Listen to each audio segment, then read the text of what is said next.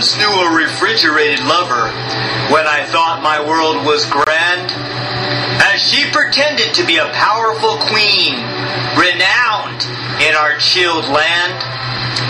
And I had been her shivering enemy, then lover, then frosted friend, until that penetrating world of frostiness came to its final end.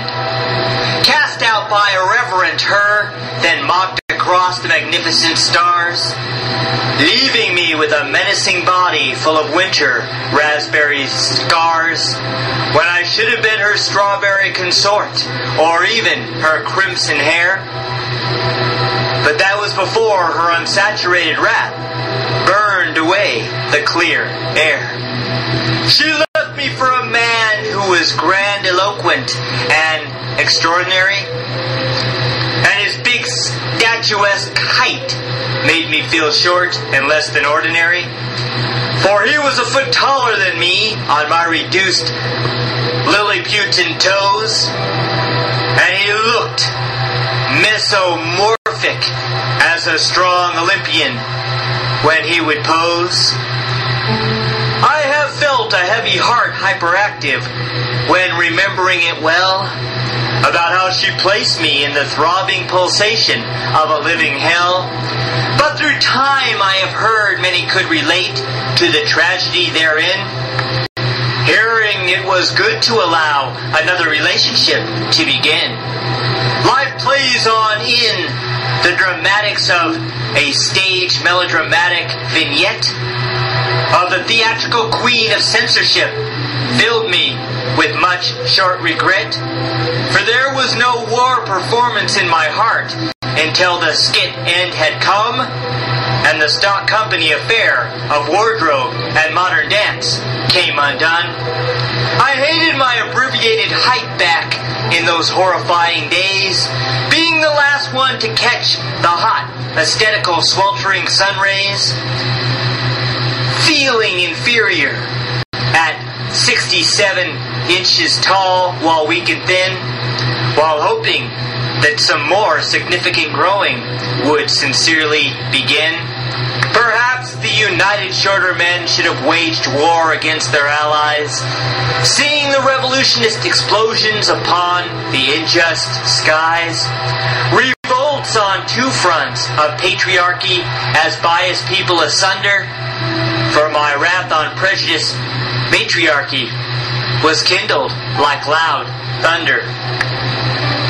I have dreamt that the pleasant queen was impressed when my body was sighted, or when my male bombs were dropped, when she was spontaneously ignited, making love like we were in aerodynamic sonic barrier flight, behaving as a dauntless man facing danger like a heroic knight. I know that many women feign beauty in their synthetic mascara, but my dreamed war would put an end to that stage-painted feminine error. Finding the factual lovers of shorter and natural chemistry, changing the shorter man plight and overly made-up woman destiny, I have dreamt that the shorter man could act as the protector of the world, as declarations of peace would be declared, with our shorter flags unfurled, upon the shorter surface, and upon where the reflecting stars respond, where two worlds, regardless of biological height, like to correspond.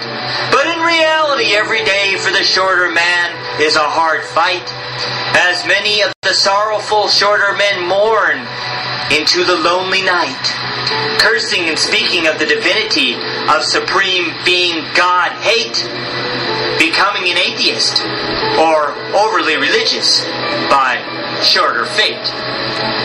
Back when I was a youth, I should have led the shorter man against his foe, telling the mocking women who only dated taller men where to go, stopping some myth of better protection societal hatred device that has been turning shorter men into atmospheric particles and ice.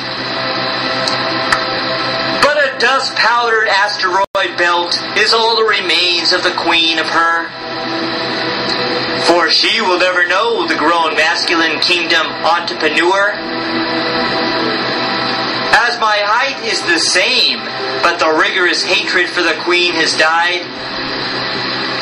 For as an adult, I have found a new sense of skilled, imperious pride.